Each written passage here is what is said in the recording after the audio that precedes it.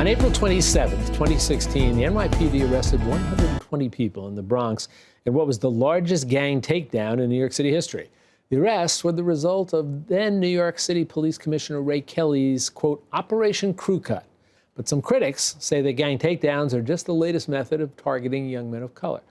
Here with both sides of the story is WNYC reporter Marella Ivrak. She's been following the case and has since chronicled the event and its aftermath in an article and a 5-part radio series titled Takedown in the Bronx. And she joins us now. Marella, it's nice to have you here with us. Thanks for having me, Jack. Talk a little bit about the history of these gangs.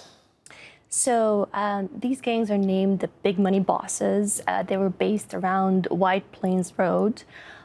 Their rivals are called Two Fly YGs. And this is a rivalry that goes back for generations. Before these two gangs existed, other gangs existed. It's sort of a rivalry between two geographical areas, the Valley, where the Eastchester Gardens housing project is based, and White Plains Road.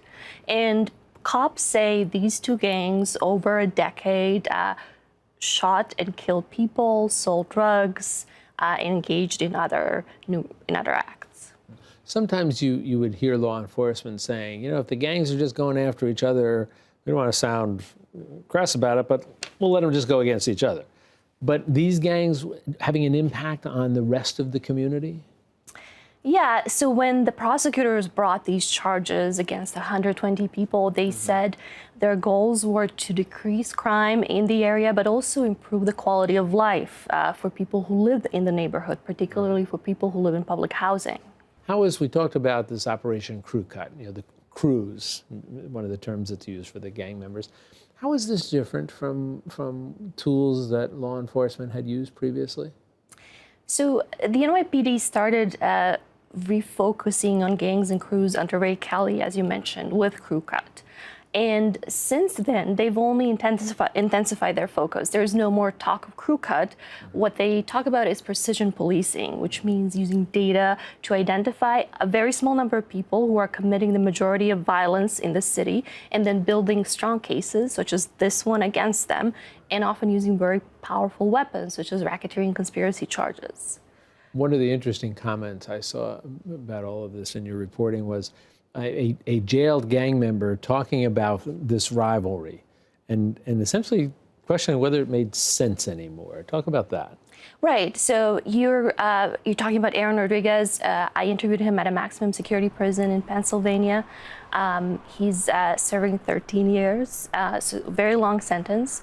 And, you know, when he was looking back at how that rivalry started, he was saying that he couldn't quite put his finger on it. He wasn't sure, you know, when he became a member of Two Fly, why he was it was just fighting. That they were fighting each other. They didn't even know why. Right. Like we mentioned earlier, it's a rivalry that goes back for generations, so people kind of grow into it like he did.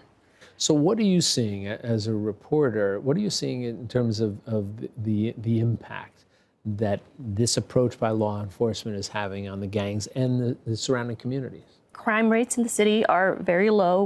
Last year we had the lowest number of murders seen since the 1950s. And cops say these kind of strategies are one reason why that's happening. In the Bronx, in this area, the number of shootings and murders was down in the 2 years after the takedown compared to the previous 2 years. And some people have certainly said they feel like the neighborhood is quieter and they feel less worried about being outside with their kids. Others, however, have expressed concern about the size of the takedown and about people who might have simply been affiliated with those. Talk about that. 'Cause the last thing I wanted to ask you about is that this has not been without criticism from some people. Right. So the majority of the people who have been arrested are mostly young men of color. And some critics have said this is a replacement for stop and frisk, that cops are targeting certain communities, and that, you know, these takedowns are too big, that they're that cops and prosecutors are focusing on people who are affiliated with those people who are committing violent crime, but are not necessarily committing violent crime themselves. So, bottom line as a reporter, last question for you. And I'm curious about if anything sort of surprised you with this story. You know, you went in with an idea of what the story is going to be, but as you know, as a reporter, you're never sure where the story is going to take you. Right. When you finished up, was there something that had surprised you that you hadn't anticipated that you would learn about this? I think it's just the sort of this realization that for young men who are part of these crews or gangs, I think they might sometimes be aware of like the kind of charges they might face at a certain point, but once they really do face them, it's a very difficult process to go through. One of the stories I told was of a 19-year-old who had to sort of quickly develop an understanding of what a racketeering conspiracy charge actually means. And then how do you navigate the federal criminal system, and how do you decide whether to plead guilty, to try to take your case to trial, and potentially face a lot of time in prison. Well, it was wonderful reporting, Thank you. very insightful and very powerful in terms of the stories you told. So thank you, Mirella, for joining us. And again, great job reporting. And we'll talk to you next time you have a great story. Thanks for having me, Jack. You be well.